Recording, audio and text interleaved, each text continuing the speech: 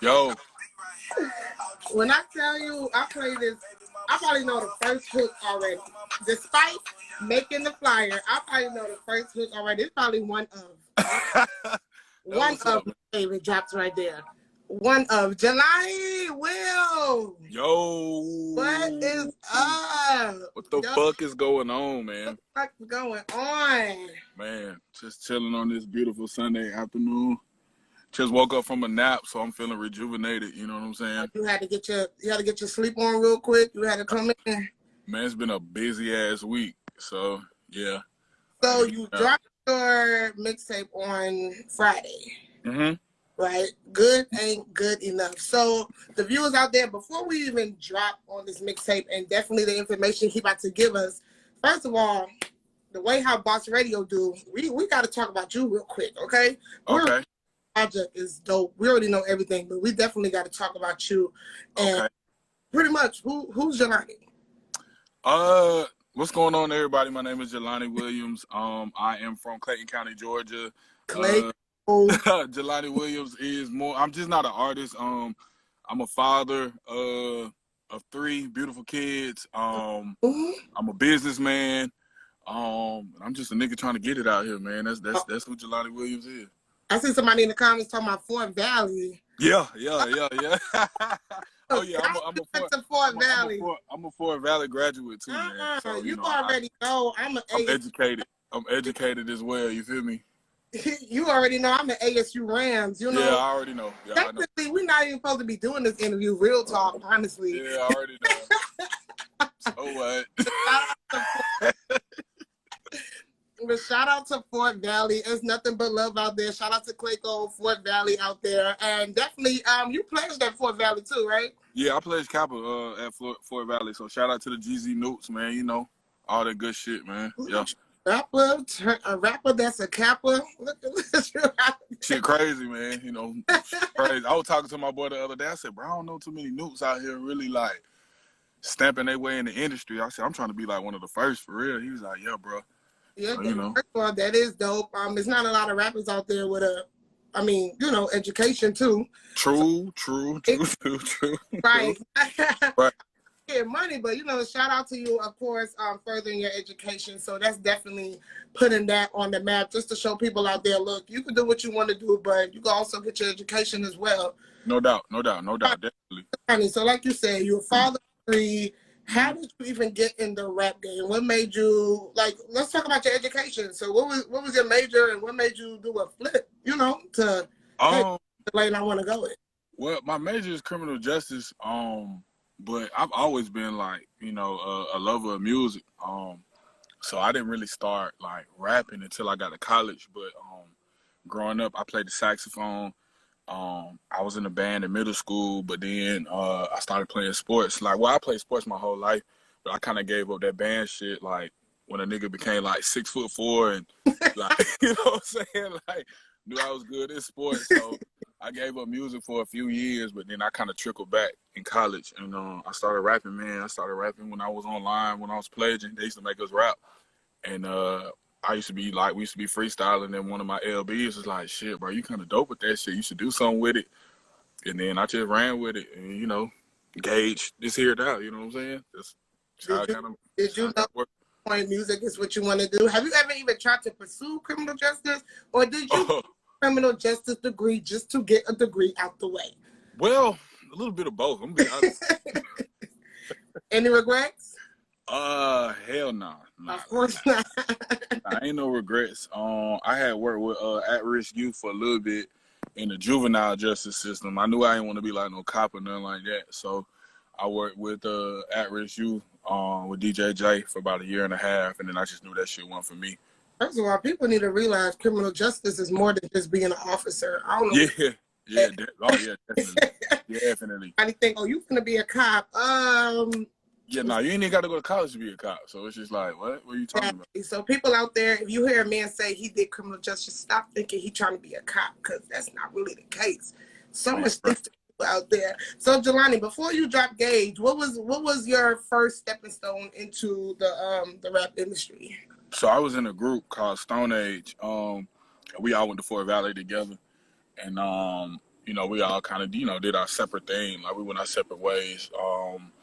And so I just knew that the group thing kind of wasn't for me. I love them dudes to death, but I knew like I kind of had to do it on my own if I really wanted to, make some noise in the industry. So I released an album called 30 and Broke with an indie label about 2 years ago, and that deal kind of went south. It was a good experience. I learned a lot. And then I released G.A.G.E on my own Friday, and that's where I am now. So it was really a stepping stone, all a learning process.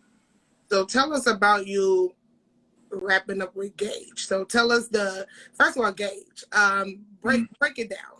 So G.A.G.E is an acronym for good ain't good enough, right? So like I just feel like I've always been good, but it's just like I could be better. You know what I'm saying? So it's just an acronym we came up with, me and a couple of my partners, and we ran with it. And I felt like it spoke volumes on just, what I was going through. Like I've always been good, but like good just ain't good enough. Like I felt like my last album was really dope.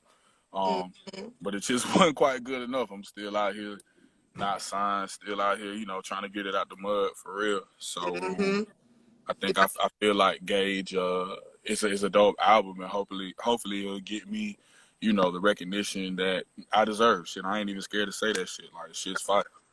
Exactly. So good ain't good enough, and you pretty much saying that you could be better. See, I don't know why I had a whole nother mindset of what good ain't good enough. I'm thinking somebody telling you ain't good enough. Oh yeah.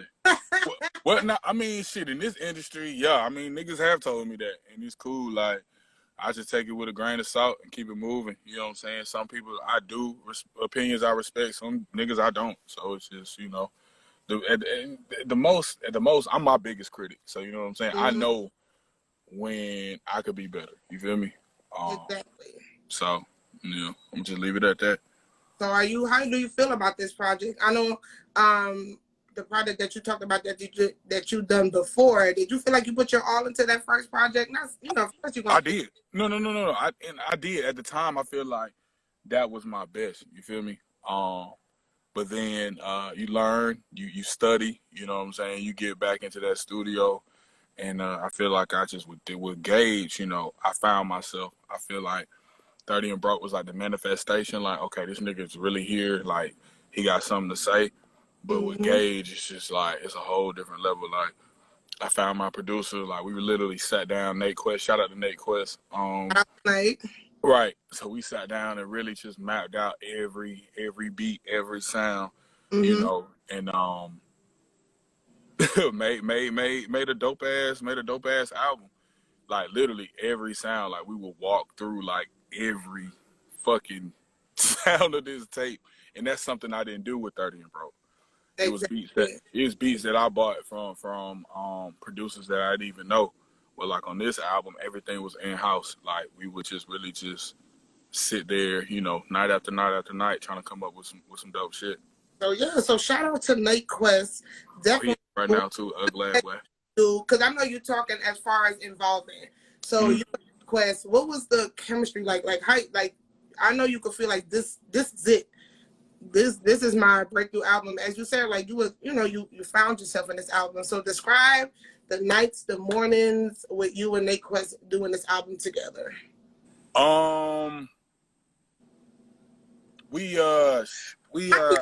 Shit, man. We've been actually knowing each other for about 2 years. And I met him. Somebody had made a post on Facebook and was just like, y'all boys need to get at Nate before he blows up. And I was just like, shit, let me see what this nigga's talking about, right? Cool. So I inboxed him. Come to find out, he's a Kappa. So like, we just kind of clicked off of that.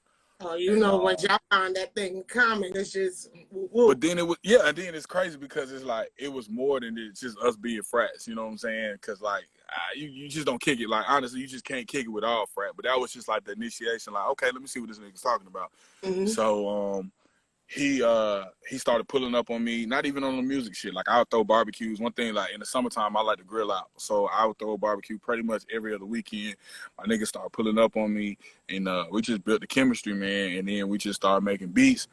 And fast forward a year and a half later, we finally really found a good sound with G.A.G.E. I think it was track number 3. Don't forget, it was like the first beat I knew that was gonna be on the album, and that was at the cusp of the pandemic too, like when it first started. So we just knew, we was like, damn, like, you know, this is the time we can really just run and make this fucking album, because there's nothing else. The world is kind of stopped. You know what I'm saying? Have nothing else but to focus. Right. So we came up with that album shit in about 8-9 weeks. We just came out with just beats, rhymes, and it was just like, look, we're gonna go ahead and put all this shit together, and that's how it happened. Exactly. Just like that. So once again, shout out to Nate Quest. Definitely, you know, like you said, as soon as you find that chemistry with somebody, like that's it. Like, you already know you got a hit on your hand. So we about to jump into G.A.G.E. Now let's talk about G.A.G.E. So Good Ain't Good Enough. You have a bunch of hits on here. What is your favorite track? Like, what's some of the tracks that really, I know, of course, you love all the tracks, but what is a couple of the tracks that you feel like, yo, if you don't listen to anything, these are the tracks that you need to definitely tune into? It's hard, because I would say all the motherfuckers. Because they all are special. They all have their own special story behind them. But I guess we could start with Don't Forget. Nate has sampled, I guess one of his uncles was a gospel singer. So he sampled his uncle's music, and I just knew, I was like, damn, this is gonna be a special track. Like, it's got like a spiritual kind of vibe to it. So I had to kind of like give a spiritual perspective of who I am. And that's something I struggle with, but I'm trying to learn, like, you know what I'm saying, getting closer to God. So that's what I'm kind of talking about, but not in no corny gospel rap kind of, you know, manner. And forgive me if I'm offending anybody, but that's just how I feel about gospel rap. That makes it write your truth, right? Nah, for real. So I was just like, you know, I really had to find myself, and then kind of find my flow in that song.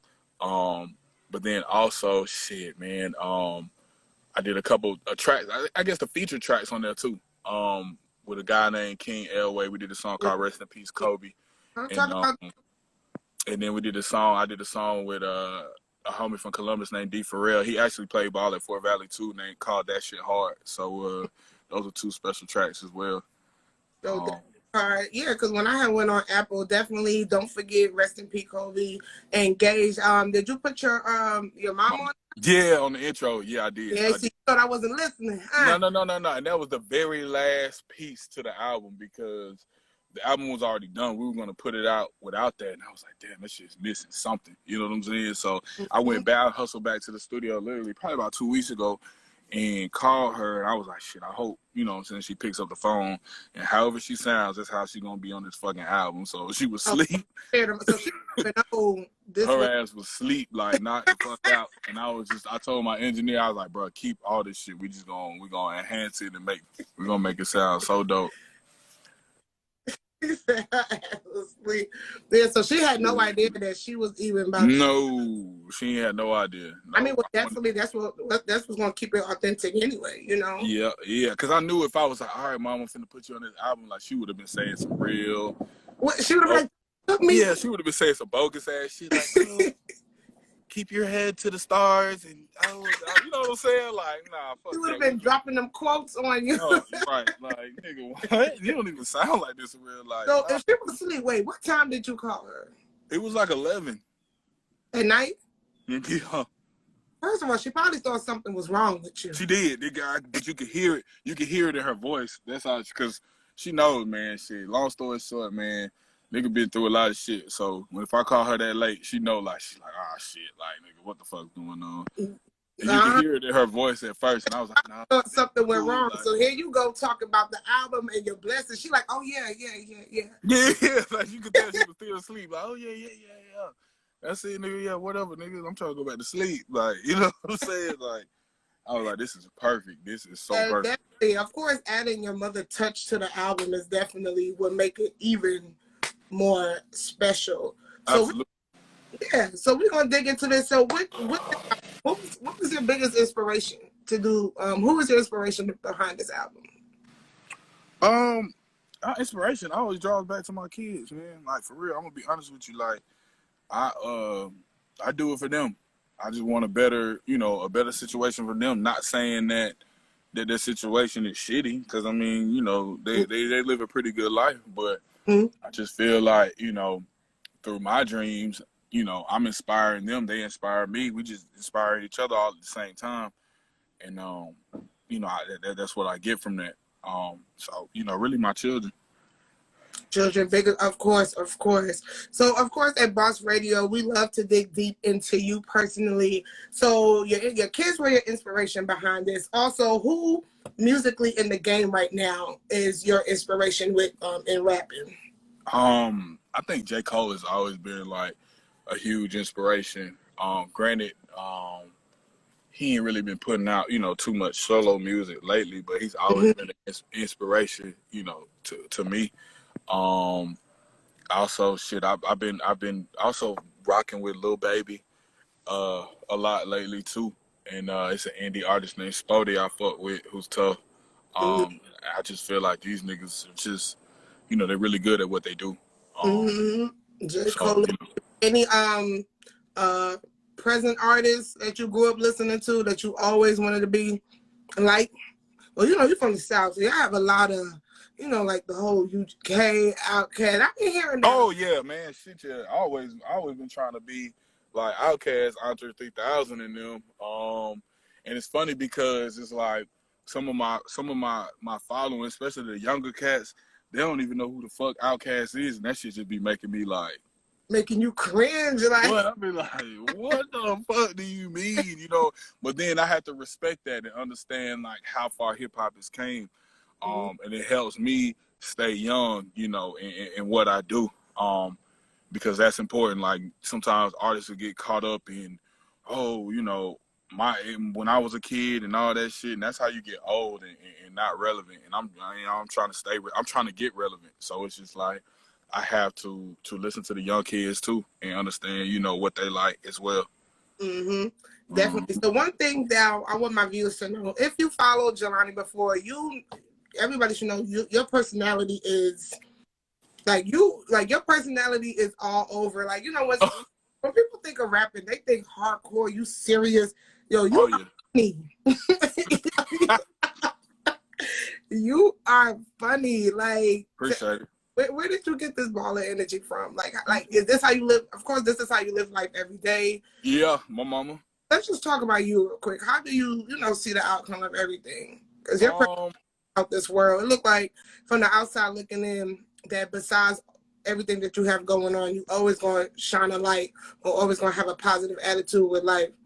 Whew, man, yeah. I'm glad you think that, because a lot of time, bro, I be in my head so much. I've seen it, like, especially in the last, probably say about 5 years. Like, I've seen a lot of stuff, man. I've seen life go. I've seen life come.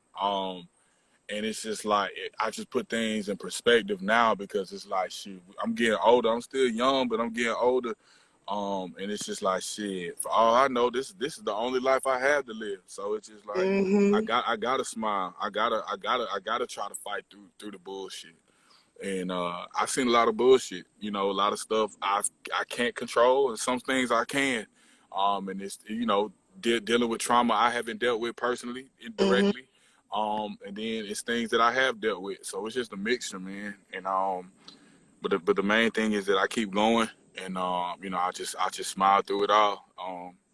So I do like to laugh. I like to joke a lot, but I definitely get that from my mom. I definitely do. So yeah, that's just how I'm living. That's how I'm rocking. Just trying to get better every day. Trying to get better every day, and that's definitely the attitude to have. Because I'm over here, like, if I'm following you, I'm cracking up every single time. I'm looking like, yo, you funny, like. Right. I mean, I appreciate that, because I really be trying. Definitely.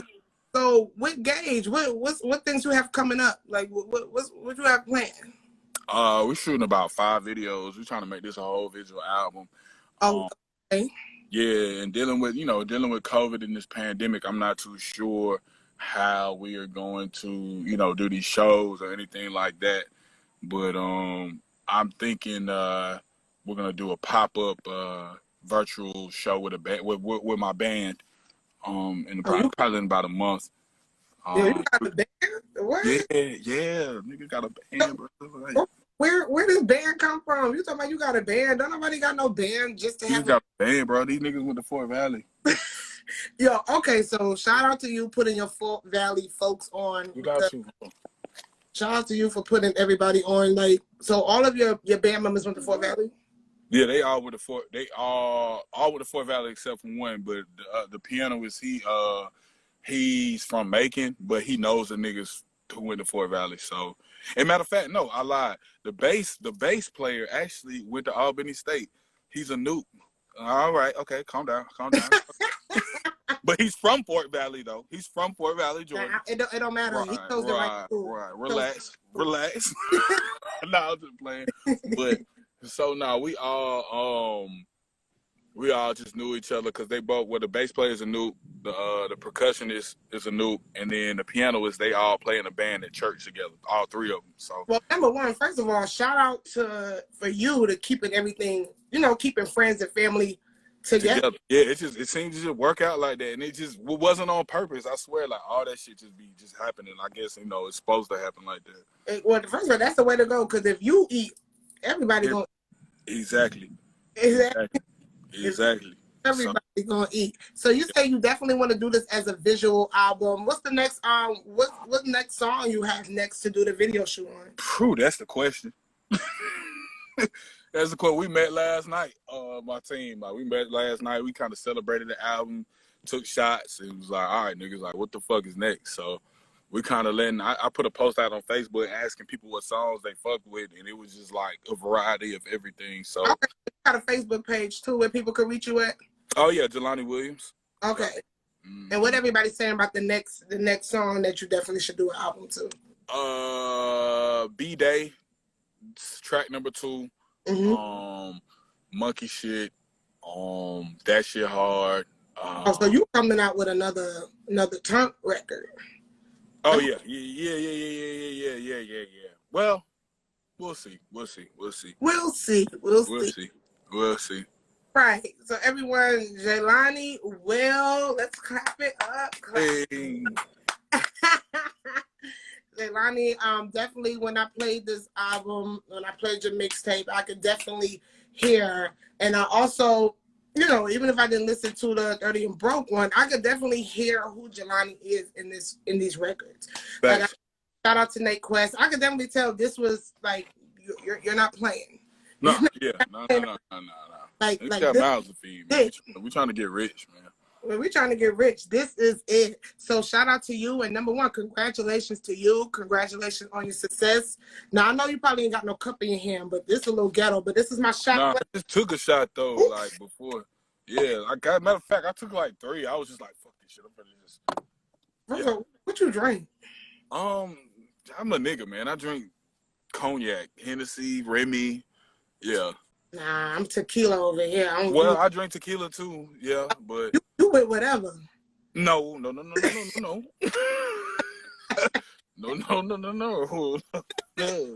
We're not with whatever. What? No. White, right? Right. So you could just go ahead and put your shot glass in the air. We can do a little shot over here. So this is a toast to you. Congratulations to G.A.G.E. Yes.